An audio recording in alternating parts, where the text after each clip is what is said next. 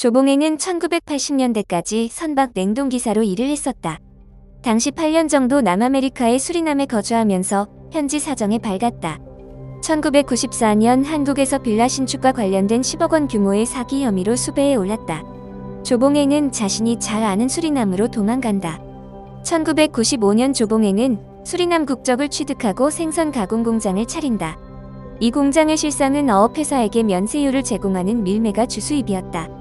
그리고 공장에 위장 취업을 시킨 중국인 등을 미국, 유럽에 밀입국도 시켰다. 하지만 유가 상승, 단속 강화로 사업에 차질이 생기자 마약에 손을 댄다. 남미 최대 마약 카르텔 조직인 칼리 카르텔과 손을 잡았고 사업은 빠르게 번창했다. 또한 수리남의 고위 정치인, 관료, 군 그리고 당시 수리남 대통령이었던 데시 바우테르서와도 친분을 쌓는다. 조봉행은 막강한 권력을 토대로 마약 사업을 전 세계로 퍼뜨린다. 일본과의 마약 거래를 했고 한국까지 마약 공급도 계획하고 있었다. 2005년 인터폴 수배 명단까지 오를 정도였다. 2007년 국정원에서 한국 마약 공급 소식을 듣고 조봉행 체포 계획을 세운다. 하지만 수리남의 대사관도 없고 수리남 경찰 등 고위 관계자를 조봉행이 매수해서 쉽사리 협조를 기대하기도 어려웠다. 이때 뜻밖의 인물인 K씨가 등장한다. K씨는 수리남에서 사업을 하다가 조봉행 때문에 사업에 실패했다. 국정원은 K씨에게 조봉행 체포 계획을 설명했고 K씨는 목숨이 걸린 어려운 일이었지만 협조에 응한다. 국정원과 DEA는 가상의 재미교포 마약상과 K씨를 조봉행의 마약거래 브로커로 위장시켜 접근시킨다. K씨는 조봉행 집에서 그의 부하 몇 명과 생활을 한다. 특정 시간에만 국정원과 통화를 했고 잘 때는 권총을 베개 밑에 두고 잤었다. 하지만 조봉행의 한국인 부하 B씨가 K씨의 정체를 알아차렸다. K씨는 B씨에게 너도 한국에 가족이 있으니 나하고 손을 잡아 좋은 일 하자라고 설득한다. B씨는 눈물을 흘리며 협조를 약속했고 국정원에게 B씨를 소개시켜주기도 했다. 하지만 며칠 뒤 B씨는 배신을 했고 K씨는 살해되기 직전까지 간다. 이때 K씨는 기지를 발휘해 B씨에게 장난을 좀 친 거다. 나를 못 믿겠으면 맘대로 해라라고 강하게 나갔다. 조봉행도 어렵게 구한 한국인 브로커여서 K씨를 믿게 된다.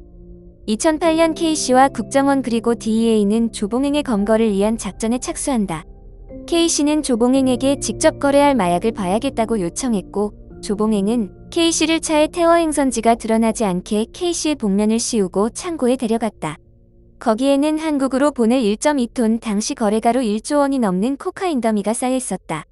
K씨는 체류 경험이 좀 있었던지라 차의 움직임, 클럽의 불빛, 노래소리 등으로 창고의 위치를 파악했고 K씨는 국정원에 알렸다. 하지만 DEA에서 마약 조직원들과의 대규모 총격전과 인명피해를 우려해 작전 시행에 난항을 표했고 작전은 실패한다. K씨는 작전이 실패하면서 신변의 위협을 받아 2008년 귀국한다. 귀국 후 국정원과 DEA는 조봉행의 체포 계획을 다시 세운다. 조봉행을 수리남에서 체포하기 어렵다고 느낀 국정원은 그를 제3국으로 불러내는 계획을 세웠다. 미국 마약상이 코카인 거래를 원한다는 말을 건넸고 괌으로 조봉행을 불렀지만 미국 국적당인 괌을 조봉행은 가지를 않았다.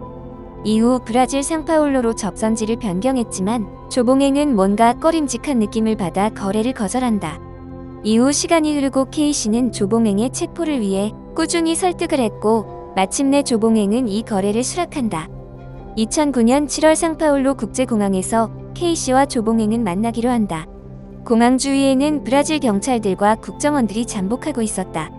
조봉행이 약속 시간보다 늦게 나타나는 등 난항이 있었지만 결국 브라질 경찰에 의해 조봉행은 체포당한다. 이후 범죄인 인도 결정으로 한국으로 압송되었고 2011년 조봉행은 징역 10년, 벌금 1억 원이 선고되었다. 조봉행 검거 전에 비슷한 사건으로 검거된 국제마약 조직 두목이 있었는데 이 사람은 무기징역이 선고돼 아직도 대한민국 교도소에 있다. 하지만 조봉행은 항스 등 4건의 마약 거래만 기소돼서 10년행의 짧은 징역이 선고되었다. 조봉행은 2016년 고열이 악화되어 대학병원에서 입원 치료 중 심부전 고혈압으로 사망했다고 한다. 2013년 개봉한 영화 집으로 가는 길에서 전도연이 연기한 실존 인물이 있는데 이 사람도 조봉행의 소가 옥살이를 했다고 한다.